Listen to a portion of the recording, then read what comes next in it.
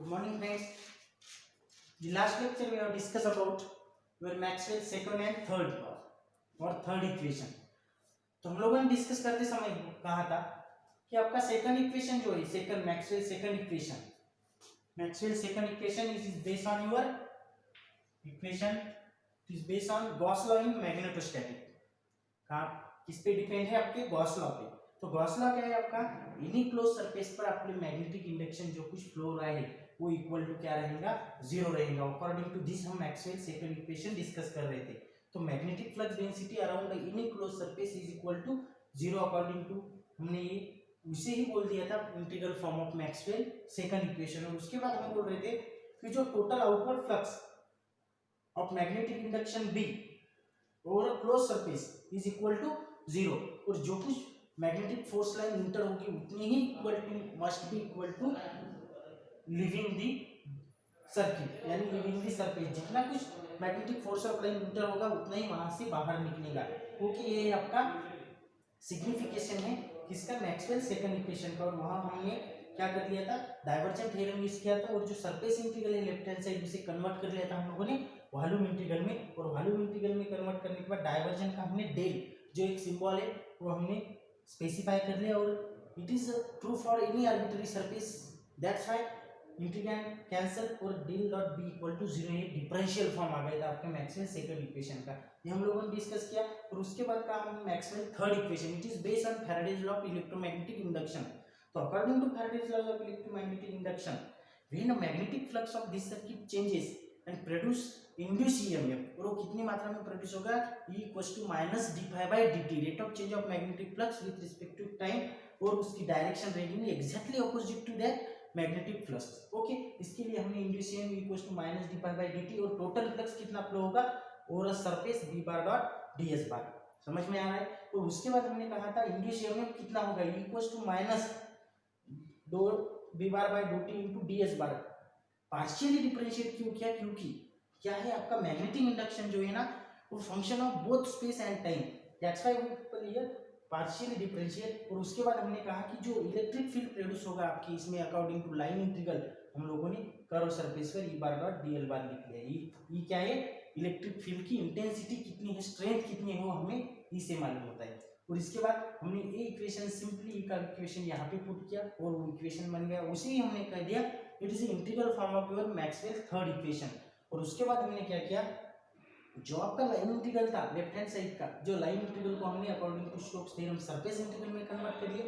और surface integral में convert करने के बाद वो जो वैल्यू मिली वो सिंपली यहाँ पे इक्वेशन थर्ड में पुट किया. देखिए del cross E ds bar minus doe B by dough T ds bar. और यहाँ पे हमने कहा कि it is true for any arbitrary surface. That's why integrand here cancel और del cross E equals to minus doe B by D T है answer आ गया था. और इसे हम बोलते हैं कर्ल.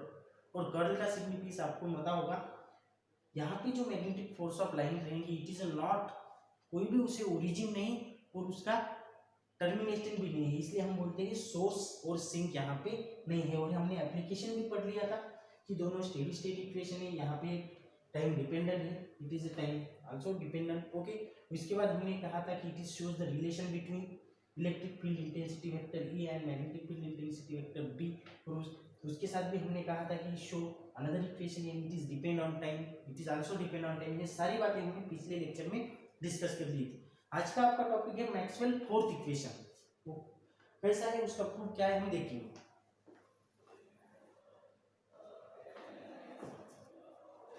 तो मैक्सवेल फोर्थ इक्वेशन हम डिस्कस करेंगे आज.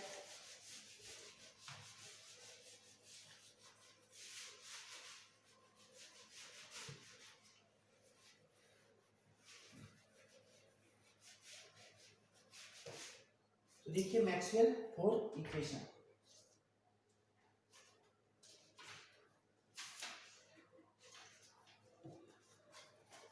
Maxwell's fourth equation.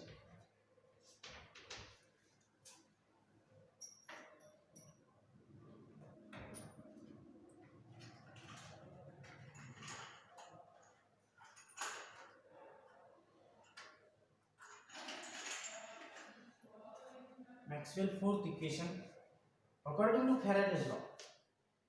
Faraday's law पर डिपेंड है. देखिए अकॉर्डिंग टू फैराडेज लॉ और changing magnetic field generate an electric field. हमने कहा था according to Faraday's law changing magnetic field produce और जनरेट इलेक्ट्रिक फील्ड। ओके, उसके बाद so does the changing electric field generate a magnetic field और vice versa होता है, vice versa.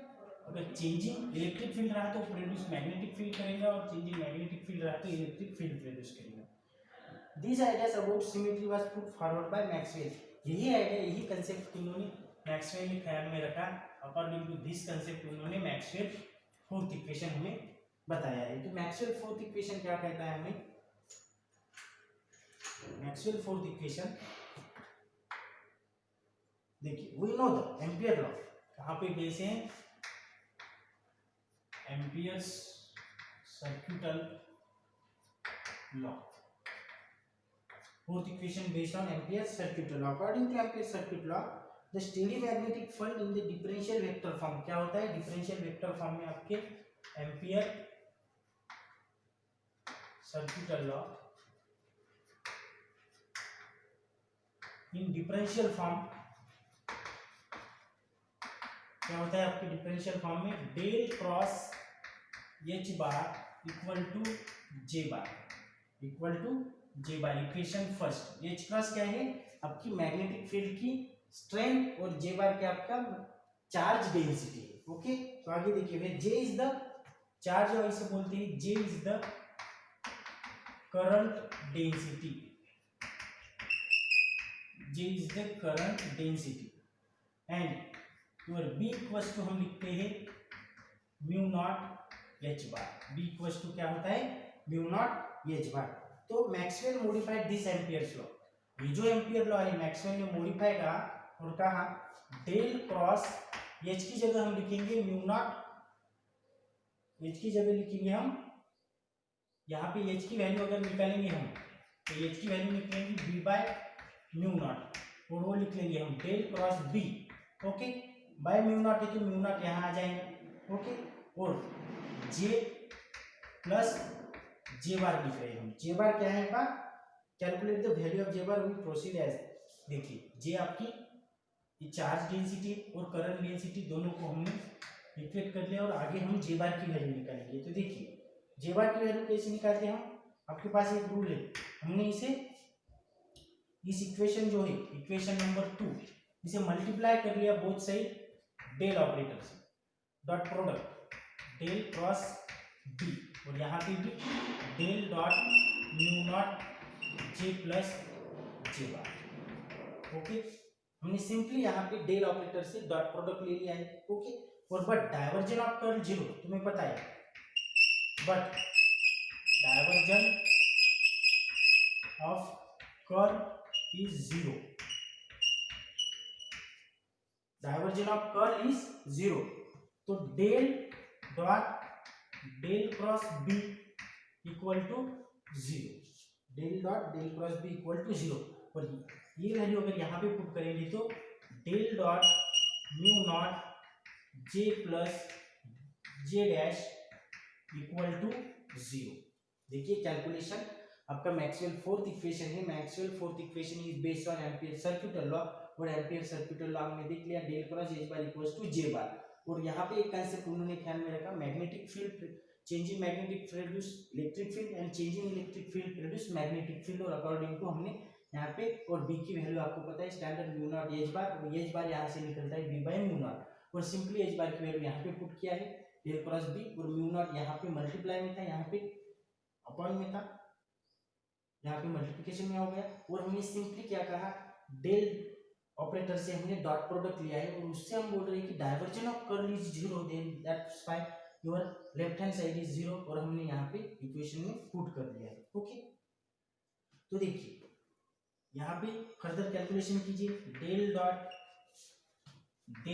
Mu naught into J plus del dot mu naught into J dash, okay, equal to zero, equal to zero. Simple है।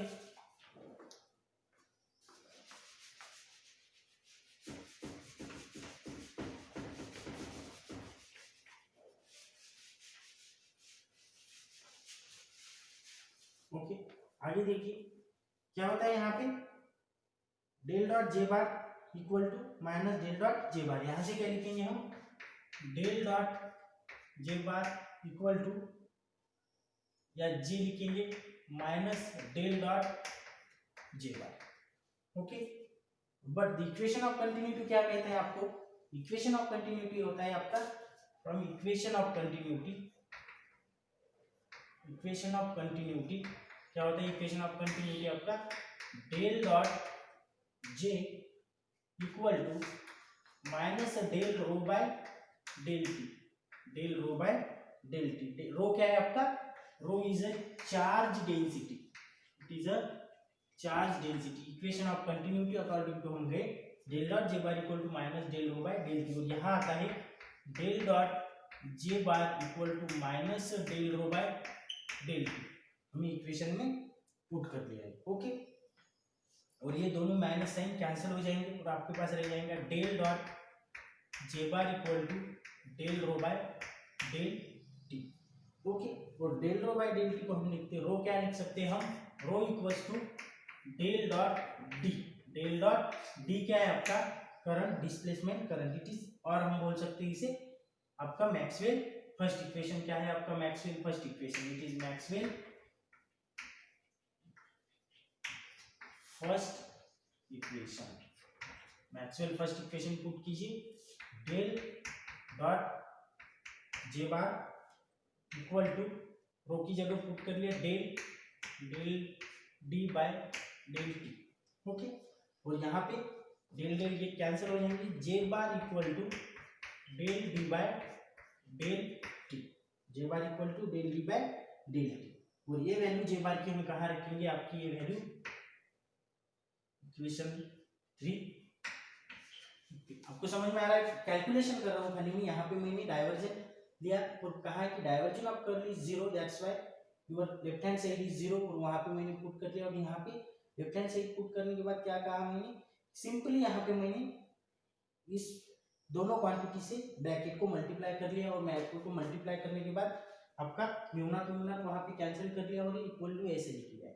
Okay, और यहाँ से मुझे एक equation पता है, इक्वेशन ऑफ कंटिन्यूटी क्या है आपका, del dot J bar equal to del dot J equal to minus del rho by del T. Okay, और ये वैल्यू मैंने सिंपली यहाँ पुट किया और मुझे मिल गया del dot J bar equal to del rho by del T. लेकिन मैक्सवेल का फर्स्ट इक्वेशन है del dot D equal to rho, Maxwell first equation वो वैल्यू मैंने यहाँ पे पुट की, और rho rho del del get cancel, J bar equal to del D by del T, और ये जे बार की वैल्यू में कहाँ रखूंगा, आपके इक्वेशन नंबर, इस इक्वेशन में वो जे बार की वैल्यू में पुट कर दूंगा, कहाँ की इक्वेशन नंबर 2 में, पुट इन इक्वेशन नंबर 2, यहाँ पे जे बार की वैल्यू पुट कीजिए, del cross B equal to mu naught J plus, J bar की वैल्यू निकाली, दो del D by del T के टर्म में, del D by del T. Okay, तो सिंपली हमें पता है आपका डिस्प्लेसमेंट करंट क्या है, एप्सिलॉन नॉट ये बार। ओके, और आपका बी क्या है, हमने अभी देखा म्यू नॉट एच बार। ये दोनों वैल्यू हमें यहाँ पे कैलकुलेशन में आएंगे। Del cross B equals to mu naught J bar, simply mu से इसे मल्टीप्लाई कीजिए del D by del T. Okay, del D by del T, और सिंपली वैल्यू पुट कर दीजिए यहाँ पर, mu naught J bar plus D की value क्या है आपके पास, डी की value epsilon naught E bar, तो म्यू नॉट इप्सिलॉन नॉट बाहर ले लीजिए कांस्टेंट टर्म में, del D bar by D, del D bar by D T, और बी की वैल्यू क्या है आपके पास,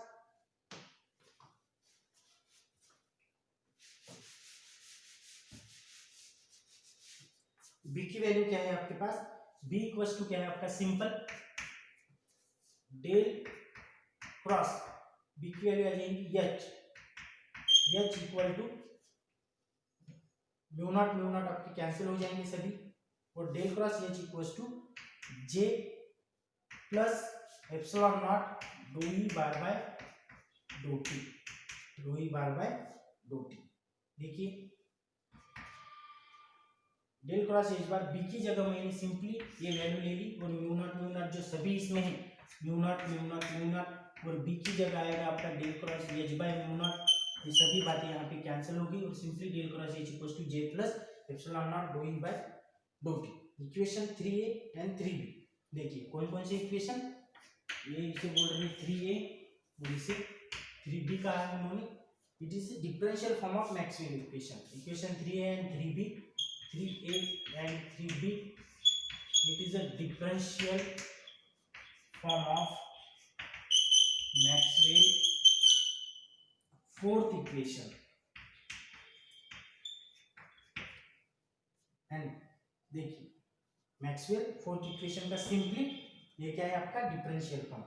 डो डी बार देखिए अब यहाँ पे doe D bar by dough T it is क्या है आपका displacement current density, current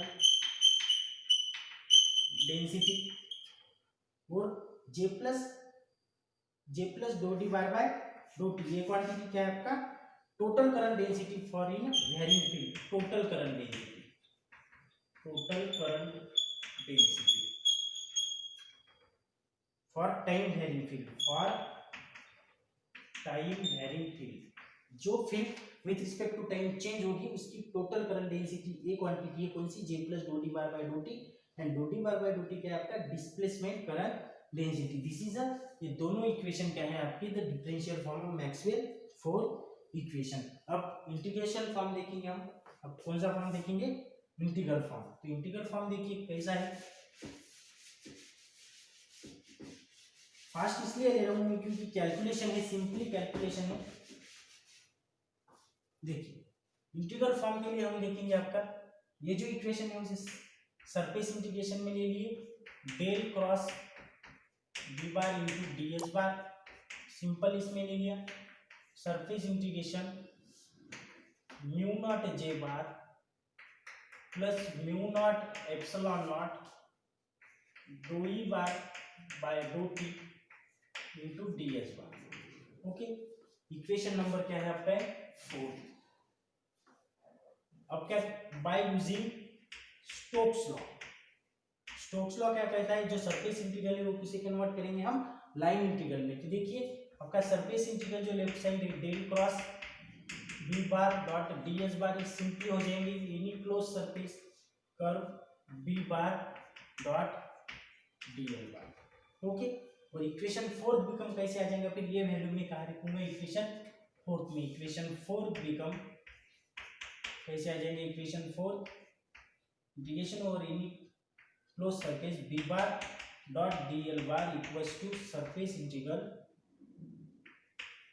mu naught J plus mu naught epsilon naught dough E bar by dough T into D H bar. Okay तो यहाँ पे हम equation number 5a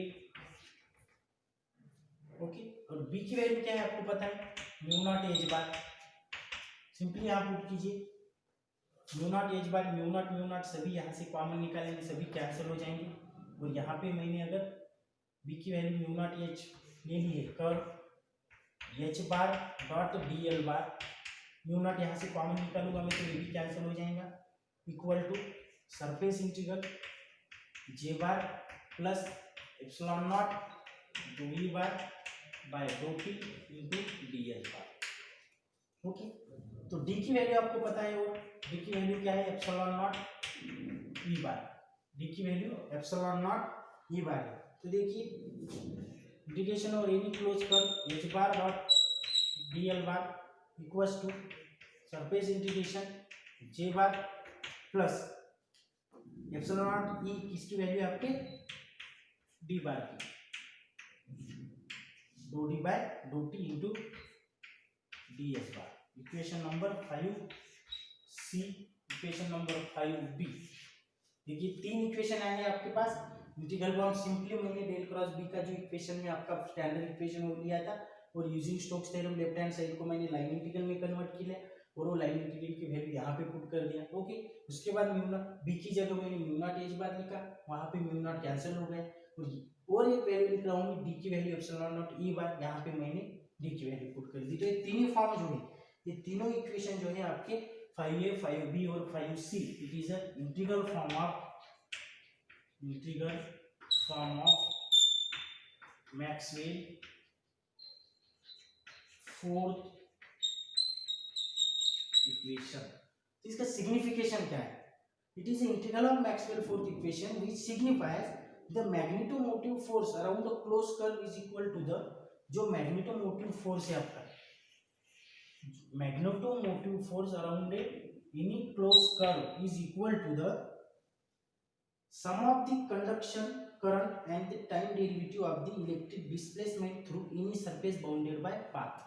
देखिए signification क्या है आपका, जो आखिरी का इक्वेशन है या ये तीनों इक्वेशन, इस पर से आप सिग्निफाइज कर सकते कि जो मैग्नेटोमोटिव फोर्स है आपका और any close curve is equal to the sum of the, sum दो क्वांटिटी कौन सी, सम ऑफ द, जे को बोल रहे हैं हम कंडक्शन करंट, या जे को बोलेंगे हम करंट डेंसिटी, उसे कह दिया उन्होंने conduction current, sum of the conduction current and the time derivative of displacement current, time displacement derivative of electric displacement current through any surface bounded by this path. जो कौन सा भी सरफेस रहेगा वो सरफेस पे जो पाथ डिसाइड किया है वो पाथ के यहाँ पे ये इक्वल टू रहेगा आपका magnetomotive force of any close surface is equal to the sum of the conduction of current plus time derivative of electric displacement through any surface bounded by the path. और यहाँ पे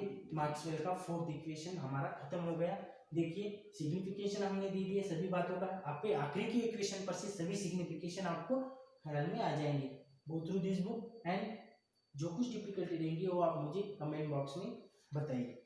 आप आगे देखिए इसका एक signification, it is the time dependent equation. देखिए T term आया है, it is a relation between किसमें, इसमें J bar, relation between magnetic field vector B bar, electric displacement vector D bar and current density J bar. इसके बीच में it is relation between B can be produce by current density vector, जो B रहेगा वो can be produce by current density vector J and time variation of D और ई। देखिए जो कुछ मैग्नेटिक फील्ड वेक्टर रहेगा वो प्रोड्यूस करेंगे आपका चार्ज डेंसिटी भी प्रोड्यूस कर सकता है, या इलेक्ट्रिक डिस्प्लेसमेंट करंट और इलेक्ट्रिक फील्ड इंटेंसिटी भी आपका मैग्नेटिक फील्ड वेक्टर प्रोड्यूस करता है। It is a statement of Ampere's law for steady state as well as varying currents. देखिए मैक्सवेल एम्पियर्स का स्टेटमेंट है, it is a steady state और varying current, steady भी current रहेगा या change भी करंट हो सकता है विद रिस्पेक्ट टू टाइम। तो मैक्सवेल फोर्थ इक्वेशन, चारों इक्वेशन हमने पढ़ ली। अब आगे का पॉइंट आपका है प्लेन इलेक्ट्रोमैग्नेटिक वेव, और उनका जो स्पेस में कितना रहता है वो देखेंगे। इससे आगे आपका solution of electromagnetic wave, relation between E and H, उसके बाद आपका Poynting vector and Poynting theorem, और इसके बाद आपका यूनिट खत्म होता है। 4-5 पॉइंट रहेंगे, मिनिमम 10 लेक्चर आपको लग सकते हैं इस पोर्शन को खत्म करने के लिए। इस यूनिट का half portion, half and more than half portion यहाँ पे खत्म होता है मैक्सवेल फोर्थ इक्वेशन के साथ। फिर आपको इलेक्ट्रोमैग्नेटिक वेव, उनका फ्री स्पेस में वैल्यू क्या है, और आखिरी में पॉइंटिंग वेक्टर और पॉइंटिंग थ्योरम। तो थैंक यू।